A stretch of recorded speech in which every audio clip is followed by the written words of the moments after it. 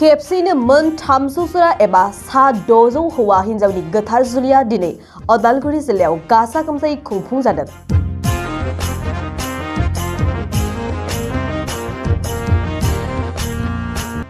नंगौ, धोरोम गोमायोब्ला हारिमु गोमायो, हारिमु गोमायोब्ला सिनायथिया गोमायो। बे नोजोरजों सीमान्त चेतना मंच आरो अदालगुरि जिल्ला जुलि फोसाब आफादनि बानजायनायाव दिनै खेबसेयैनो 300 जरा हौवा हिन्जावनि गोथार जुलिखौ आसार खान्थि बायदियै खुंफुङो। मिथिनाय बादिब्ला अदालगुरिनि मनपुर गेलेग्रा फोथाराव रायजोआरि जुलि फोसाबथाय हाबाफारियाव गासै 300 जरा हौवा गोदान हिन्जाव गोदानखौ नेमखान्थिनि गेजेरजों जुलि होयो। बे गोथार जुलिनि हाबाफारियावनो मोनफ्रोमबो धोरोम आफादनि दैदेनगिरि बिथांमोनहा बाहागो लानानै जाफुंसार होदों।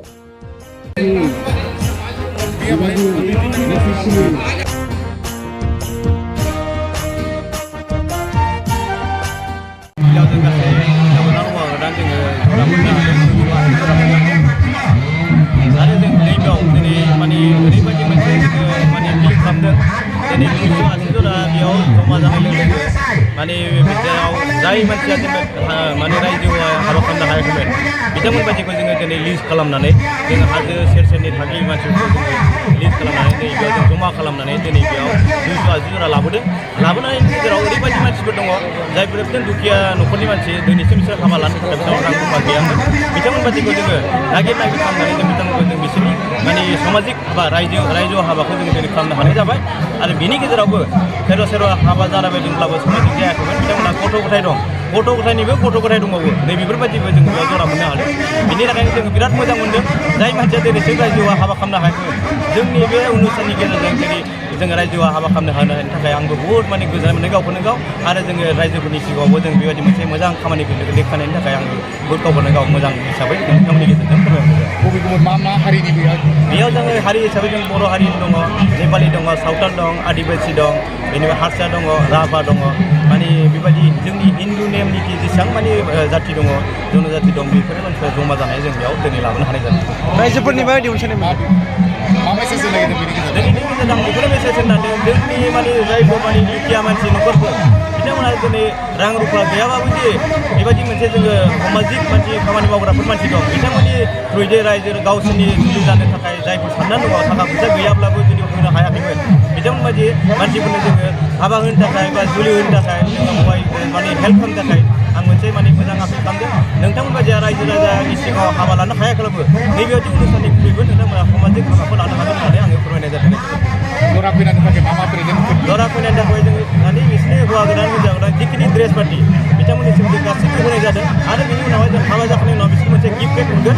बे गिफ्ट पेकआव बासन बर्तन दंजोबो आरो बेनिफ्राय सि जोम, बेनिफ्राय माने गासैबो बिसोरनि ड्रेस पार्टि दिनै थांनायनि उनाव बिसोर न'आव थांनानै माने ओंखाम संनानै जाहोनो हानाय बायदि बिदि बेब'स्था खालामनानै जादों।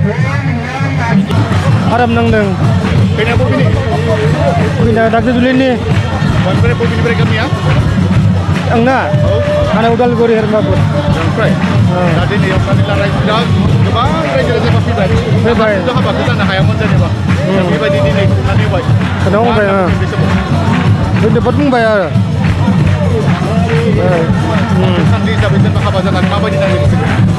मोजां नांदों।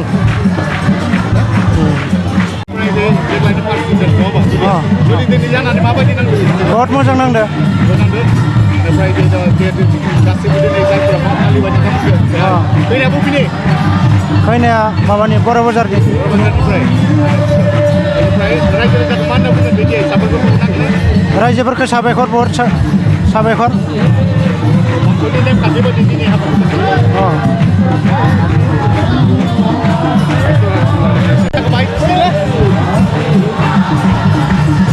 आज ये श्रीमंत चेतना समाज की तरफ से बहुत ही बढ़िया अरेंजमेंट यहाँ पे किया गया है, जिसमें सामूहिक विवाह के हिसाब से ऑलमोस्ट 300 कपल्स की आज मैरिजेस होंगे। तो अलग अलग कम्युनिटी के लोग हैं, अलग अलग सेरेमनी के मुताबिक ये मैरिजेस की जा रही हैं और ये बहुत ही बढ़िया अरेंजमेंट है। तो मैं अपने उदालगुरी जिला और प्रशासन की तरफ से मैं सबको धन्यवाद देता हूँ, आदरणीय देता हूँ और ये बहुत बढ़िया है। इनके लिए जो फ्यूचर है इनका बहुत ब्राइट रहे और सब एकदम सुखी रहे और सबके परिवार का कल्याण और मंगल में रहे। के लिए कैसा क्या मैसेज देंगे सर? हाँ, मैं यही कहूँगा कि ऐसा जो प्रोग्राम है ये हम फ्यूचर में भी करें और जो हमारे जिनको किसी तरह की सहायता चाहिए तो वो ऐसी सहायता को ज़रूर उसको लें, अपने लिए उपलब्ध कराएं और हमारी जो कम्युनिटी है इससे ये और यूनाइटेड रहेगी और बहुत ज़्यादा इनमें हमारा जो मेल मिलाप है, जो प्यार है, ये भी बढ़ेगा। तो ये हमारे मतलब समाज के लिए बहुत ही अच्छी चीज़ है। Thank you. नोंथाङा सानाय सुनाय बेरामनि जेंनायाव गोग्लैदों नामा? जुदि नोंथाङा सानाय सुनाय दंब्ला जिंगासिनांगौ गैया। चिरां जिल्लानि बेंटल गेट साफागुरियाव दायो एसआइ निउर' थेरापि सेन्टार दंसै। बे थेरापि सेन्टाराव नोंथाङा गोरलैयैनो देहानि सानाय सुनायखौ फाहामथाय लानो हागोन। बे आथिं सानायानो जाग्रोदों, ओमफ्राय जानाया एसे सिगांनिफ्रायनो जाखादों, ओमफ्राय बिदिनो गुबुन गुबुन मुलि जाबाबायदों, ओमफ्राय हामाखै। दिनैनि ट्रिटमेन्टआ आङो एसे मोजां मोनसिनबाय। जेरै सिं सानाय, आफादावरि सानाय, मोदोम जरा सानाय, आइजोफोरनि जेंना, खर' सानाय बायदि बेरामखौ फाहामनाय जायो। लोगोसेयैनो बे सेन्टाराव थानानै फाहामथाय लानो हानायनिबो सुबिदा खालामदों।